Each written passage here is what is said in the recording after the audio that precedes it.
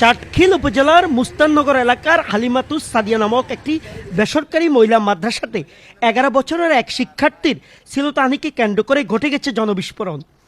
গতকাল শুক্রবার বিকেলে ঘটে যাওয়া এই ঘটনা সম্পর্কে বিস্তারিত জানতে আমরা ঘটনাস্থলে যাই। 5টার দিকে আসে দেখলাম যে এখানে মানুষ জড়ো হয়ে রয়েছে। পরবর্তীতে আমি জিজ্ঞেস করলাম, আমি মনে করছি অ্যাক্সিডেন্ট হয়েছে।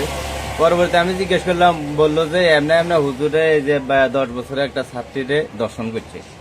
পরবর্তীতে আমি আসলাম, আসি দেখার পর দেখলাম যে মানুষ আর মানুষ, এলাকার মানুষ সব এখানে জমট হয়েছে। এবং কি মানে মানুষ তো ওই সময় বুঝেন না, উত্তপ্ত অবস্থা। মানুষের হুজুরে আটকে রাখছে রুমের ভিতরে।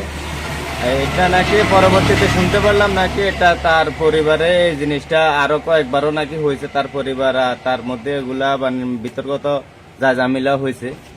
হওয়ার পরে তার পরিবারে এটা গতকালকে এটারে বাস্ত করছে। ওইখান থেকে না মানুষ জানা জানিয়া তার পরিবার নাকি আবার থানায় নাকি কোন জায়গায় ফোন দিছিল। যখন সেই ঘটনা করছে তখন তার পরিবারে থানায় ফোন দিছিল শুনলাম আর কি।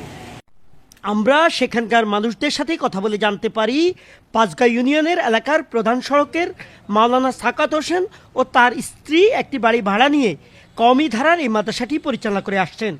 বৃহস্পতিবার রাতে তার স্ত্রী রুমে ঘুম যাওয়ার পর মাওলানা সাকায়েত ছাত্রীদের কক্ষে প্রবেশ করে 11 বছরের এক ছাত্রীর শ্লীলতাহানির চেষ্টা চালায়। আমি এখানে আসর নজর আজান দিয়েছি, নুম দাম আবার শুনে যায় আমার বাড়ি এখানে। আমি আসলাম দিদি ভাই দিয়ে হয়েছে তো বাচ্চা দামে যে রেপ করছে হুজুরে, তুই দিয়ে না তা না। আমি শুনি দৌড়িয়েছে, দৌড়িয়ে এখানে আই 20 তারিখ মানুষ আর মানুষ থুপ হয়ে গেছে। থুপ না ভাবি আমি জিজ্ঞেসি ঘটনা কি ঘরতে না অনেক খবর বানানো করেছে। এই হুজুর মানুষ বাচ্চা 12টা বাজে স্কুলে ঘুমো থুইয়া এই বাদ দিয়ে বাইরে হইয়া এই স্কুল ওই রগারটা দিছে, বাদ রগারটা দিছে। এবার স্ত্রী প্রথম পাওয়ার 10 মিনিট পাওয়ার স্ত্রীটার স্বামী নেই। আমার স্বামী তো ওয়ানটা ছুটতে কাউ ছুটতে নেই, মানে সিবিআইতে আছে অনেক স্ত্রী আর ছুটতে নিতে ভোগান দিছে ও গাড়ি দুয়ে ক্ষমাই দিছে। এই যাই বউয়ে অনেক মারধর করেছে। তুই এনা আগে না বউয়ে মারধর করে ভূমিতে বমি হয়েছে। এই হাঁকি দি ইয়ে করতে আছে, এই হাঁকি ছুটতে দুটো থেকে বাড়ি রাস্তা বাড়ি হয়েছে। আমি তো ছিলাম না, আমি শুনছি আর রাস্তা করে বাড়ি হয়ে ওই এখানে ম্যাডাম তো মারি হয়েছে, ম্যাডাম তো মারি কি ম্যাডাম তো মারি হয় এই মানুষজন আশিক দেখে।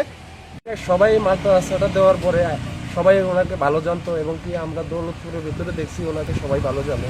কিন্তু ওনার ভিতরে জানে ভালোর ভিতরে এত বড় অমানবিক, তার ভিতরে ভয়ানক রূপ লুকায় রয়েছে, কেউ তো বুঝতে পারে নাই। কিন্তু ঘটনাটা হওয়ার পরে এখন সবাই তারা নিন্দার চোখে দেখতেছে।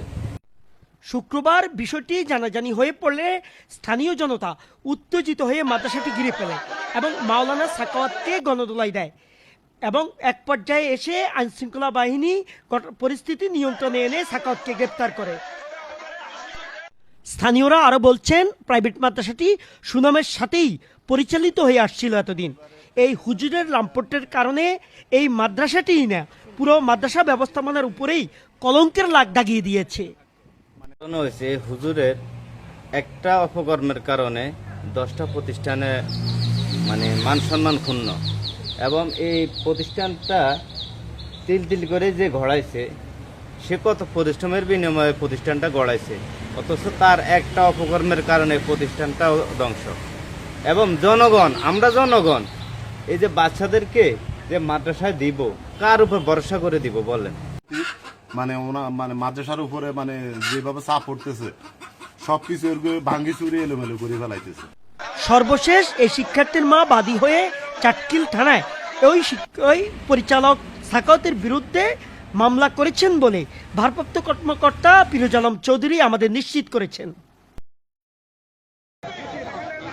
এই ধরনের মাদ্রাসার উপর সরকারি নজরদারি বাড়ানো পরামর্শ দিয়েছেন সচেতন মানুষ। সেই সাথে ধর্মীয় লেবাসের আড়ালে লুকিয়ে থাকা এসব ভণ্ডদের শাস্তি নিশ্চিত করার জোর দাবি সবার। কামরুল কানন, প্রিয় নোয়াখালী ডেস্ক।